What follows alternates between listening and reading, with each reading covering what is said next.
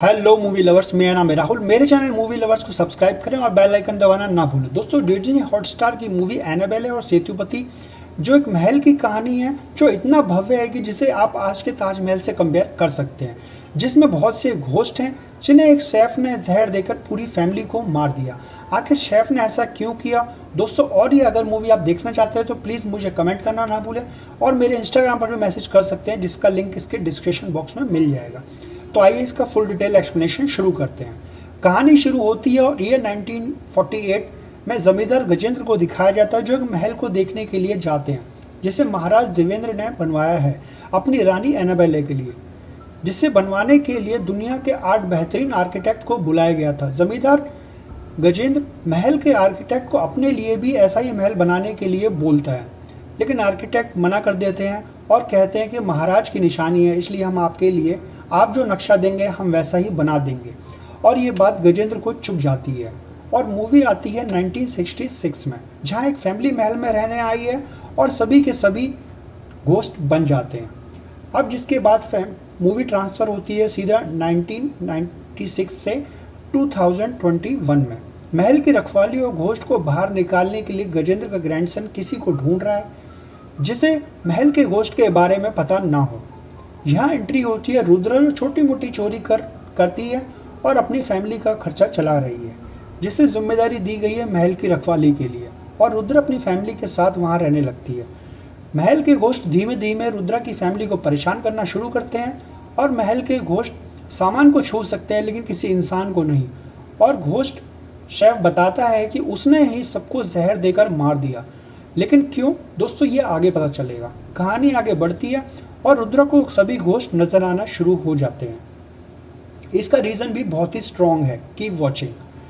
सबको लगता है कि यही हमें यहाँ से बाहर निकाल सकती है और अब घोस्ट शेफ रुद्रा को महल के सभी जगह घुमाने लगता है, जिसमें गजेंद्र की आत्मा भी होती है। गजेंद्र की आत्मा कभी रूम से बाहर नहीं आई होती है, लेकिन रुद्रा को देखकर वो भी बाहर निकल आता है और रुद्रा को से गलती से एक महल का सीक्रेट डोर ओपन हो जाता है जिसमें कई महल के राज छुपे होते हैं, जिसमें हमें कहानी वापस पास्ट में यानी 1945 में आती है, जब जमींदार गजेंद्र ने अपनी ज़मीन को ऑक्शन के लिए बोली लगवाता है और उम्मीद करता है कि 200 या 300 रुपये मिल जाएंगे, जिसकी बोली 500 रुपये से शुरू होती है।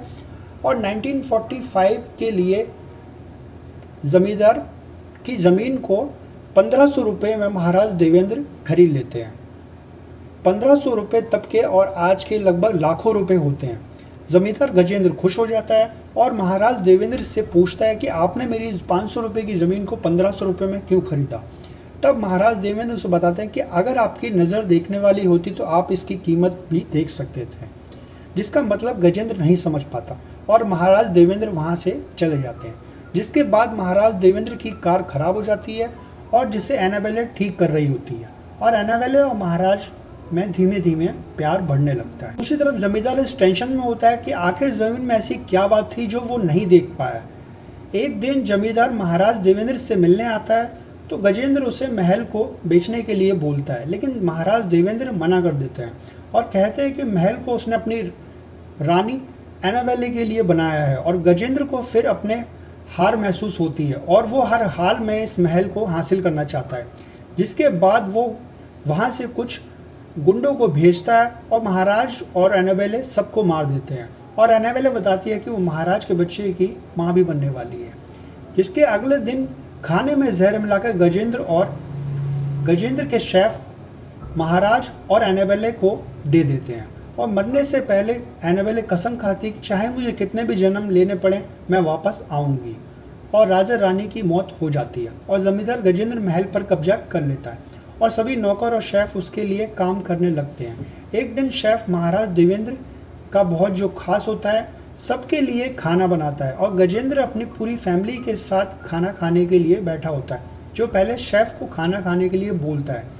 शेफ वैसा ही करता है और खाना खाकर किचन में अपनी जान दे देता है। जिसके बाद जमींदार गजेंद्र की सारी फैमिली भी जहर खाकर मौत हो जाती है।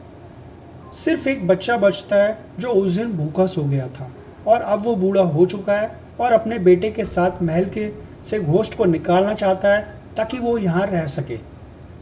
कहानी वापस प्रेजेंट में आती है और रुद्रा जो अब एनाबेले का ही एक रूप है जो अपनी मौत का बदला लेने आई है, क्योंकि वो महल की रानी थी।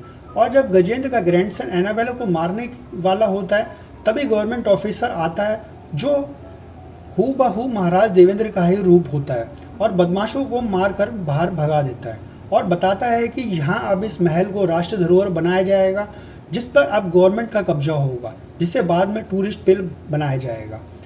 लास्ट में दोस्तों हमें दिखाया जाता है जमींदार गजेंद्र को जो अभी भी महल में कैद है, जिसे अभी तक मुक्ति नहीं मिली है। वहीं बाकी घोस्ट को मुक्ति मिल जाती है और मूवी दोस्तों यहीं दी एंड हो जाती है, जो कि बहुत ही सिंपल थी, जिसमें एक ज़मीन के ऊपर ही एक झगड़े को दिखाया गया है। उम्मीद तो दोस्तों आपको स्टोरी समझ आ गई होगी, और कोई सवाल है तो मेरे कमेंट बॉक्स में शेयर कर सकते हैं। और अगर ये मूवी आप देखना चाहते हैं तो प्लीज़ मेरे इंस्टाग्राम पर मैसेज कर सकते हैं, जिसका लिंक इसके डिस्क्रिप्शन बॉक्स में मिल जाएगा। तो जाइए और हॉटस्टार डिज्नी की मूवी एनाबेले और सेतुपति का एक्सपीरियंस करना ना भूलें। दोस्तों अगर ये वीडियो आपको अच्छा लगा तो प्लीज़ मेरे चैनल को लाइक शेयर और सब्सक्राइब के साथ बेल आइकन दबाना ना भूलें। साथ ही आप किस मूवी वेब सीरीज़ का रिव्यू चाहते हैं मेरे कमेंट बॉक्स में शेयर कर सकते हैं। थैंक्स। वंदे मातरम।